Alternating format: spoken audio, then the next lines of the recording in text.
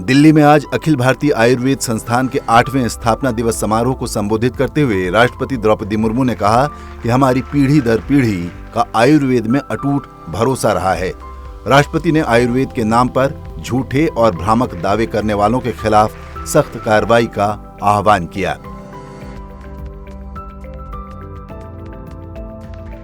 आयुर्वेद दुनिया की प्राचीनतम चिकित्सा प्रणालियों में से एक है। ये विश्व को भारत की अमूल्य देन है। आयुर्वेद एक ऐसी चिकित्सा पद्धति है जिसमें मन, शरीर और आत्मा के बीच संतुलन बनाए रखते हुए समग्र स्वास्थ्य प्रबंधन पर बल दिया जाता है। आयुर्वेद का हमारे जीवन में हमेशा महत्वपूर्ण स्थान रहा है। अलग अलग चिकित्सा पद्धतियां एक दूसरे की पूरक प्रणाली के रूप में लोगों को आरोग्य प्रदान करने में सहायक हो रही है।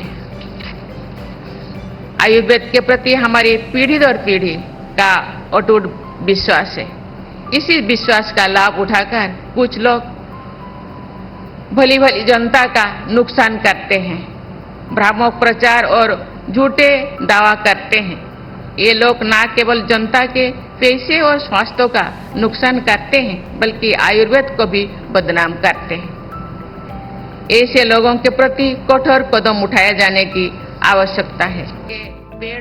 राष्ट्रपति ने कहा कि आयुर्वेद की अहमियत बनाए रखने के लिए अनुसंधान में निवेश, औषधियों की गुणवत्ता में निरंतर सुधार और आयुर्वेद के अध्ययन से जुड़े शिक्षण संस्थानों को मजबूत करने की जरूरत है।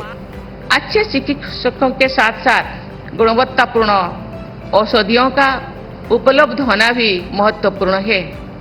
इस क्षेत्र में उद्योग स्थापित करने के लिए युवाओं को प्रोत्साहित किया जाना चाहिए। मुझे बताया गया है कि ये संस्थान incubation centre for innovation and entrepreneurship के माध्यम से युवा इनोवेटर्स और एंटरप्रेन्योर्स की कैपेसिटी बिल्डिंग पर कार्यरत है। मुझे ये भी बताया गया है कि अब तक इस संस्थान ने 50 से ज्यादा स्टार्टअप्स को सहयोग दिया गया है। ऐसे सभी प्रयास गुणवत्तापूर्ण औषधियों की उपलब्धता बढ़ाने में महत्वपूर्ण सिद्ध होंगी। औषधियों, जड़ी बूटियों एवं वनस्पतियों की मांग से वृद्धि से किसानों और वनवासियों की आय भी बढ़ेगी।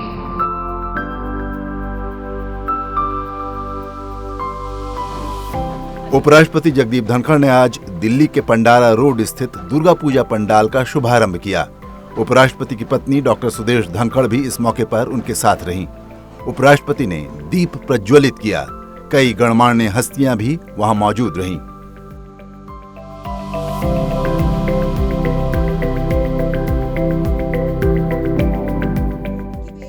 प्रधानमंत्री नरेंद्र मोदी ने आज वीडियो कॉन्फ्रेंसिंग के माध्यम से महाराष्ट्र में 7,600 करोड़ रुपए से अधिक की लागत वाली विभिन्न विकास परियोजनाओं की आधारशिला रखी।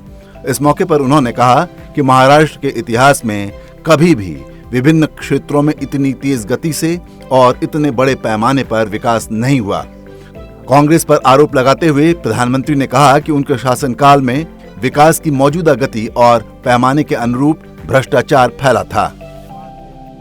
आज महाराष्ट्र को 10 मेडिकल कॉलेज की सौगात मिल रही है।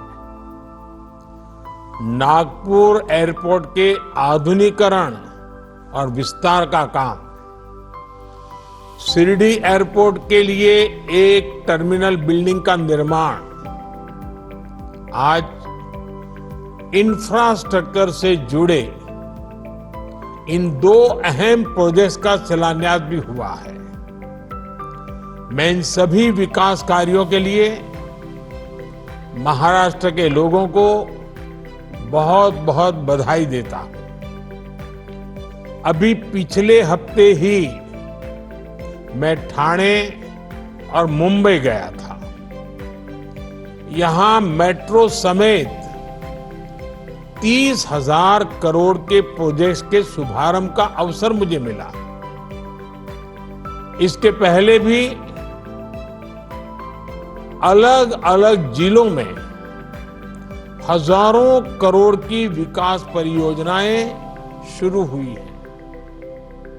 कई शहरों में मेट्रो का विस्तार किया जा रहा है, कहीं एयरपोर्ट को अपग्रेड किया जा रहा है, तो कहीं सड़कों और हाईवे से जुड़े प्रोजेक्ट्स तेज गति से आगे बढ़ रहे हैं। Infrastructure, solar energy, textile park से जुड़ी परियोजनाएं लॉन्च की गई हैं। किसानों, पशुपालकों के हित में नई पहल की गई है। महाराष्ट्र में देश के सबसे बड़े कंटेनर पोर्ट वधावन पोर्ट की नींव रखी गई है। महाराष्ट्र के इतिहास में इतनी तेज गति से, इतने बड़े स्केल पर अलग अलग क्षेत्रों में कभी भी विकास नहीं हुआ। हां, यह बात अलग है कि कांग्रेस के राज में इतनी ही तेज गति से, इतने ही स्केल पर अलग अलग क्षेत्रों में भ्रष्टाचार जरूर होता था। प्रधानमंत्री नरेंद्र मोदी ने कहा कि सरकार ने मेडिकल शिक्षा को सुलभ बनाया है। इससे महाराष्ट्र के युवाओं के लिए नए अवसरों के दरवाजे खुल गए हैं। अब महाराष्ट्र के युवा मराठी भाषा में मेडिकल की पढ़ाई कर पाएंगे। प्रधानमंत्री ने कहा कि महाराष्ट्र के युवाओं के हितों को ध्यान में रखते हुए ये भेदभाव खत्म किया गया है।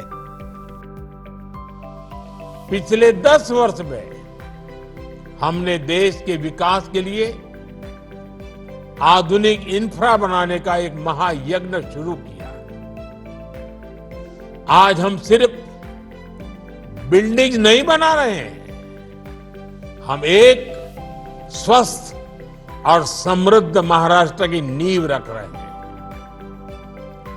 एक साथ 10 नए सरकारी मेडिकल कॉलेजों की शुरुआत, ये केवल 10 नए संस्थानों को तैयार करना नहीं है, ये लाखों लोगों के जीवन को बेहतर बनाने का महायज्ञ है।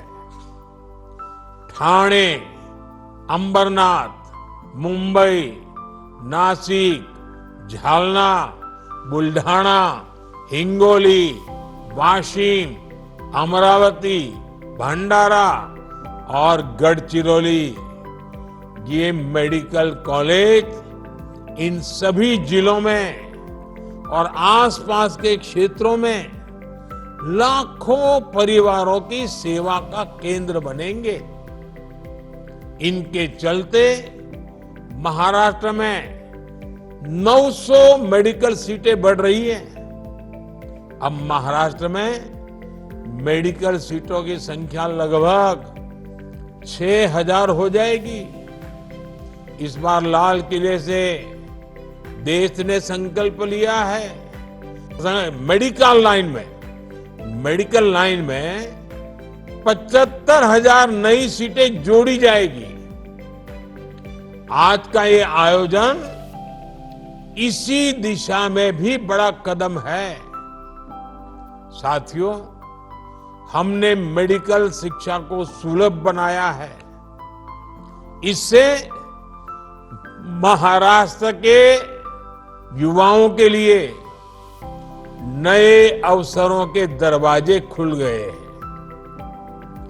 हमारे गरीब और मध्यम वर्ग के ज्यादा से ज्यादा बच्चे डॉक्टर बने, उनका सपना पूरा हो, ये हमारी सरकार की प्राथमिकता है।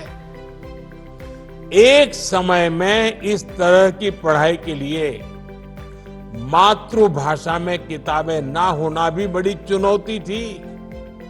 हमने महाराष्ट्र के युवाओं के हितों को ध्यान में रखते हुए ये भेदभाव भी खत्म किया है। अब महाराष्ट्र के युवा मराठी भाषा में मेडिकल की पढ़ाई कर पाएंगे।